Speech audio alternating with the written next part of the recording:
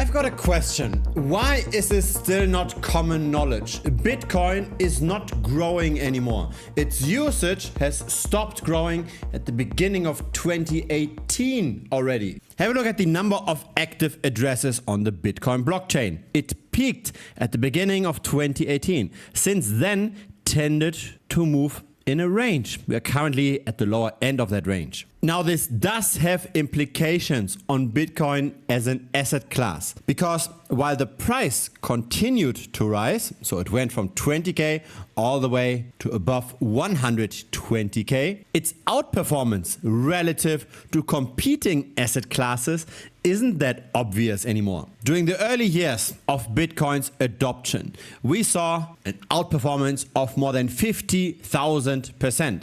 But since the beginning of 2018, Bitcoin isn't that clearly outperforming anymore. Relative to the 20k peak in Bitcoin, at the peak of the hype, it actually underperformed technology stocks. Now, this can be seen both as a risk but also as an opportunity, because in the end we want to buy the asset class that nobody wants to buy at a particular point in time, and we want to sell that asset class when everybody talks about it. Currently, Bitcoin is comparatively cheap. Now, there are other metrics that unfortunately have also topped, and that was post 2018. Here is the number of wallets that have at least one Bitcoin. This tended to also constantly grow, and it also grew past 2018, but it topped out at the beginning of 2024.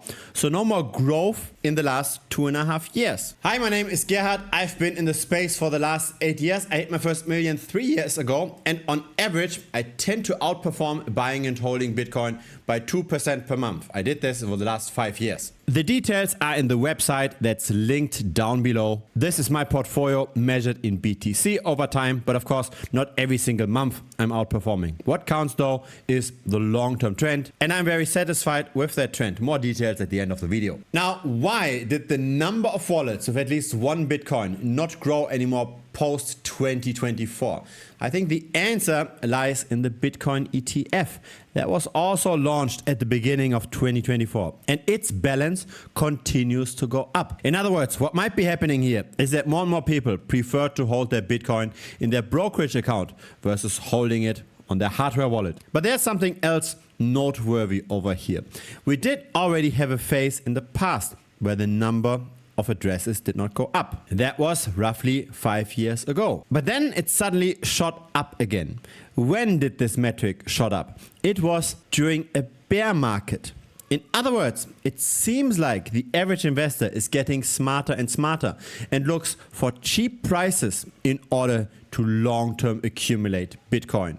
When there's new all-time highs, the growth stalls. When there's a bear market, the growth picks up. In other words, the massive ups and downs in the Bitcoin price, the volatility, it's rather a feature, not a bug, because during a crash, we see a new wave of adoption. The adoption does not necessarily happen during a rally. That's just when short-term momentum pushes up speculation, but the long-term holding, it actually starts growing in the bear market. That's what happened in 2022, when Terra Luna collapsed, when FTX collapsed, when Three Arrows Capital collapsed, when we had all of those systemic collapses. That's when long-term holders accumulated Bitcoin. Now, what's interesting about the current decline is that it has not yet brought a lot of additional purchases. And there is a bit of a parallel here, right? Bitcoin went from close to 70k down to 40k, and still the accumulation was rather modest. We had to see declines of more than 60 or even up to 70% to see long-term holders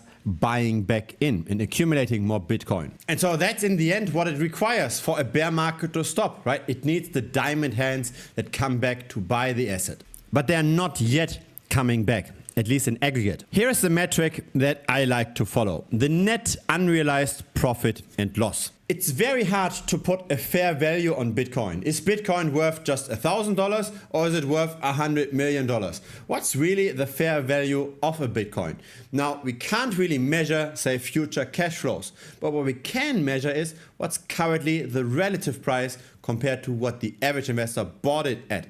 Now, why does this matter? It matters because everybody looks at the current price price relative to the entry price. If you bought your Bitcoin below the current price, you might be consider selling it and take some profit. If you bought your Bitcoin, however, above the current price, you might just wait it out until it recovers again, because very long term Bitcoin tends to go up because it's inflating less than fiat currency. Fiat currency expands by roughly 7% per annum. Bitcoin expands by roughly 1% per annum. I'm rounding up here. Because of that, any bear market at some point should turn around again, at least measured in US dollars. And so when you're currently in net unrealized losses, you just might wait, which then leads to less selling pressure, which then leads to a bottom forming in the market. We always needed to get into net unrealized losses in prior bear markets. So far, we have not reached that level yet. Now, at what level are we going to see net unrealized losses? It's when we are below the realized price. So that's the average cost basis of the market that's currently at $54,000. I'm not saying that we're going to hit that level tomorrow, but I'm also not saying that we're going to directly bounce off that level, because in the past we did fall below that realized price, and that's by roughly 20 to 25%, right? The realized price here was at 4,600. Yet the actual price was at 3,200. Or check this out. This is when the realized price was at 20K. The actual price was at 16K. So again, 20% below that. That would put a bear market bottom at current realized prices at around 45K. If history was to repeat itself, 45K would be the bear market bottom, not the current price. Instead of working with the realized price, we can also work with the long-term holder realized price. Again, we tended to fall below that with every bear market, and that's currently at 48K. And so that then leads to the fundamental question: what would generate even more sell pressure so that we can then buy Bitcoin for, say, $50,000? I think it's not necessarily the long-term holders that might be selling. Because when we look at the value days destroyed metric, so the Bitcoin that hasn't been moved for a while and that then get reactivated, usually during bull markets, we can see that currently there's no such reactivation. So the dormant Bitcoin, the whales, they are definitely not reactivating and depressing the price. Instead, I believe a lot of that selling pressure is just short-term selling pressure, just looking at the 4-year cycle and see how this is still not the time to buy, and how historically we tended to bottom out at around October, November. That's what tended to happen during prior cycles. By the way, if you enjoy macro content like this, I'm also posting regularly on X. The handle is @BitcoinStrat. So make sure you follow the right account. Make sure you don't follow an imposter account. And so Bitcoin's price growth does not come anymore from the growth of the network, from the growth of adoption. All of the price growth is now simply asset growth. So it competes with traditional assets. It competes with AI stocks. It competes, for example, with Nvidia. Check out this chart. This is the Bitcoin price relative to the Nvidia price. And here we see that Bitcoin already stopped outperforming since 2013. So that's much earlier than this point here, right? Where the number of active addresses stopped growing. Since the 20K peak in Bitcoin, Nvidia was able to outperform quite massively. Bitcoin underperformed by 87%. This here is Nvidia relative to the S&P 500. And the vertical line here, that's when Bitcoin and Nvidia started to get very similar returns. So the outperformance of Nvidia relative to all other stocks was more than 14,000%, and the risk isn't even that much. There were a few dips, but relatively speaking, they were only 50% each. The price risk of Nvidia relative to other stocks wasn't really that much higher. The price risk of Bitcoin, though, relatively speaking, was way higher. Right? Have a look at how Bitcoin temporarily underperformed Nvidia by more than 90% potentially. So that's Nvidia relative to the S&P 500. Here's Nvidia relative to the Nasdaq 100. Again, a very similar picture with even less relative volatility. There is a case to be made to be diversified across asset classes, right? To not just own Bitcoin, to not just own Nvidia, to also own gold, to also own property.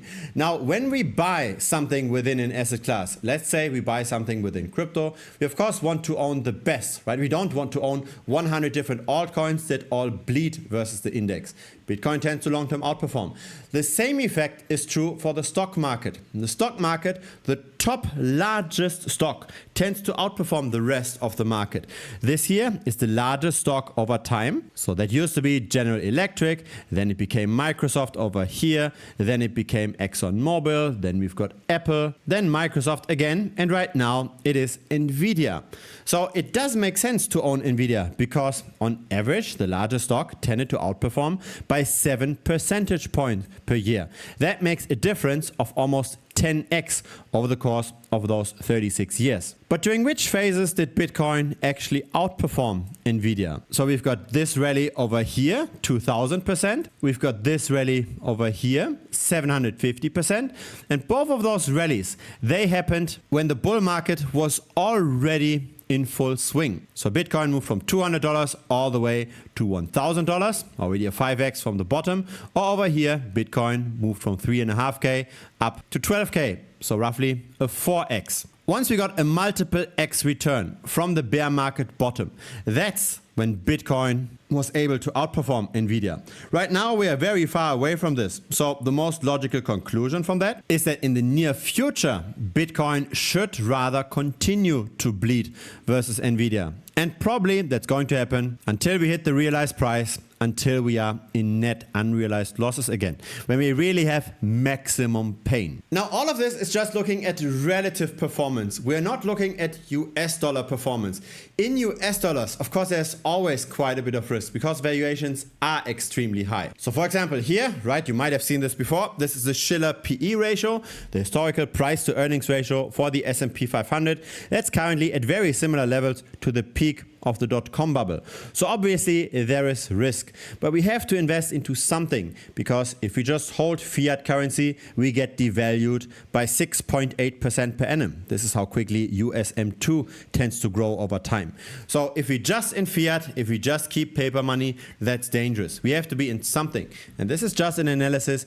If we have to overweight, say Nvidia versus Bitcoin, probably the near future still doesn't look that bright for Bitcoin. I'm just trying to keep it realistic here. It might not be the message that everybody wants to hear, but if Bitcoin goes even lower, this is more or less good for us, right? We can load up on those Bitcoin at those low prices when nobody else wants to buy the asset. Opportunity is created through volatility. And the market seems to be understanding this. When we get a real crisis, that's when the number of wallets with at least one Bitcoin tends to grow the most. Now, I don't just buy and hold Bitcoin. I work a lot with relative valuation trades. And I've got my entire trading history 100% transparent for the premium members. On average, I made 5.2% per trade with an average holding duration of 27 days per trade. My win rate isn't that great. It's basically a coin flip, but the winning trades tend to be larger than the losing trades. That's where the long-term outperformance comes from. Here is the track record. Every single trade is locked in real time. Feel free to check out the details down below. The premium membership of this channel comes with a 7-day risk-free money-back guarantee. So you can just check it out without any risk. If you don't like it, just message me within the first 7 days here to this email address and I will refund you 100%, no questions asked. If it's your first time here, feel free to subscribe. I publish this regularly. A like would be very much appreciated as well. It helps the channel grow. See you next time on YouTube or see you on Premium. Link pops up here on the screen. Thanks for watching. Cheers.